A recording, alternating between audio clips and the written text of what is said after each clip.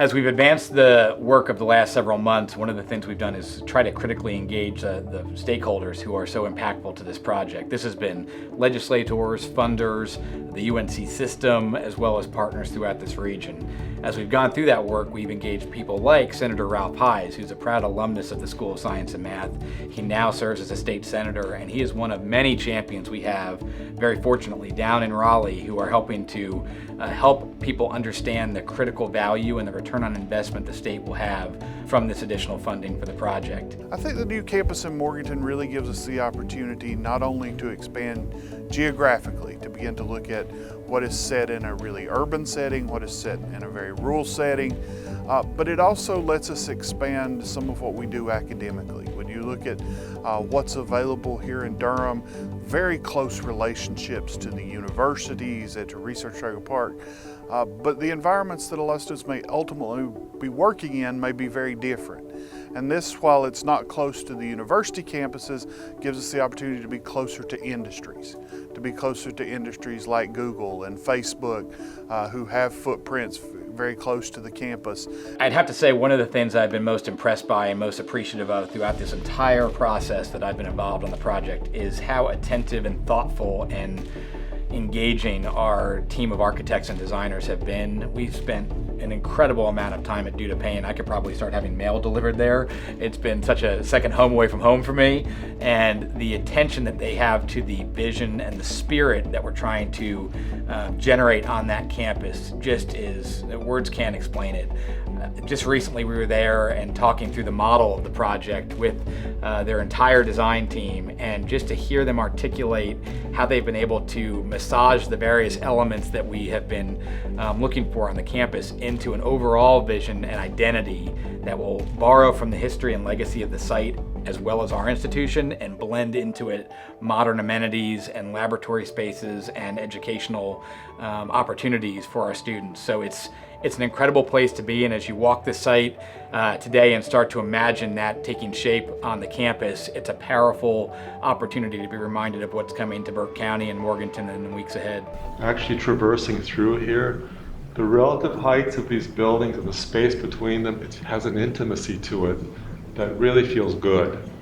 and it feels as though you're not going to fall off the edge of the earth. You actually feel secure and safe, and this feels like an environment that has a human scale to it. Having this kind of relationship, having this opportunity to kind of invest in their educational mission and to have students learn and be part of that on their campus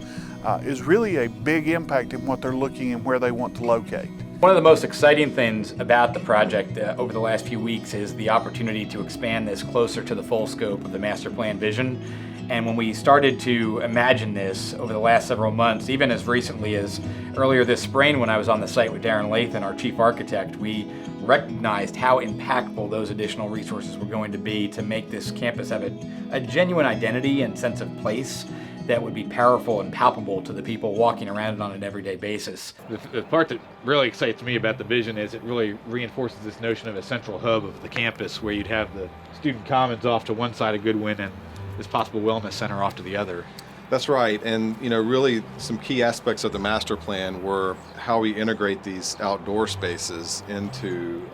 the fabric of the campus, but also from every major building capturing these long views to the mountains and the campuses around us. I think that was a real critical part of the master plan. And growing up here in Morganton, the mountains and the views to the landscape were a big part of my experience growing up, and really instilled a sense of awe, I think, about the natural world. And I think that's another part of what this campus hopes to accomplish is bringing the students more in touch with the natural resources around them and how that can connect with the curriculum here. Absolutely. Now as we think about the vision, we're beginning to see renderings and fly-throughs and leverage the technology available to us to understand what this campus is going to feel like to the students, the faculty, the visitors, the staff who are calling it home on a day-to-day basis. And so when you get onto that campus, you approach it from the main entry road coming off of Fleming, and you start to come up onto the slope, and you approach the entry courtyard in front of Goodwin Hall. And when you get to that point, you start to understand there's some genuine definition being provided by the location of buildings and the spaces it's creating among and between the buildings on the site. Goodwin Hall will be that historic renovation project, which will allow us to position a lot of our office functions, from our main administration to our specific functions around the registrar and admissions and other areas of the campus. It'll be flanked on one side by the student commons and academic building. And as you can see, there's really a neat way to bring glass into that building to present some view sheds that will look out across the site in different directions, bring the historic architecture into play, and complement it in a way that's more modern in design. That Commons building will have our dining facility, as well as our library and our laboratory spaces, many classrooms, and so on. As on the opposite side of the academic street, which runs through the center, is Joyner Hall, which is another historic renovation project that will be home to our fine arts program, music and theater and visual arts and ceramics and the like.